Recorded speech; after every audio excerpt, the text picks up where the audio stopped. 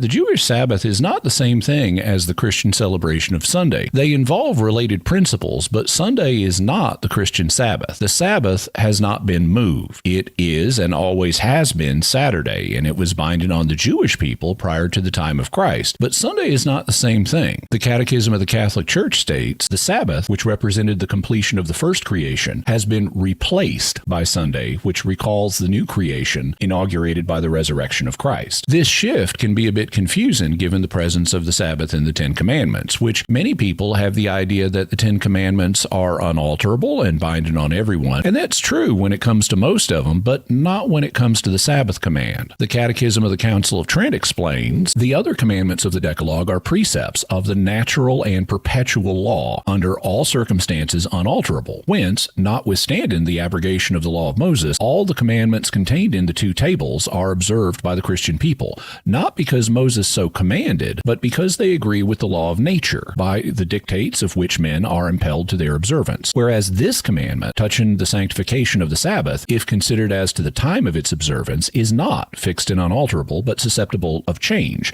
and belongs not to the moral, but ceremonial law. Neither is it a natural principle, for we are not taught or formed by nature to give external worship to God on the Sabbath rather than on any other day. But from the time the people of Israel were liberated from the bondage of Pharaoh, they observed the Sabbath day. So natural law doesn't require that we give worship to God on one particular day rather than some other. As a result, even the Israelites didn't observe this day until they came out of Egypt during the Exodus. Consequently, we're not obliged to observe the Sabbath. Instead, we're obliged to honor the moral principles that lie underneath the observance of the Sabbath. The Catechism of Trent continues, the worship of God and the practice of religion, which are comprised in this precept, have the natural law for their basis, whereas it is natural for us to give some time to the worship of God, a proof of which is the fact that we find among all nations certain regular and public festivals consecrated to the performance of the rites and solemnities of religion.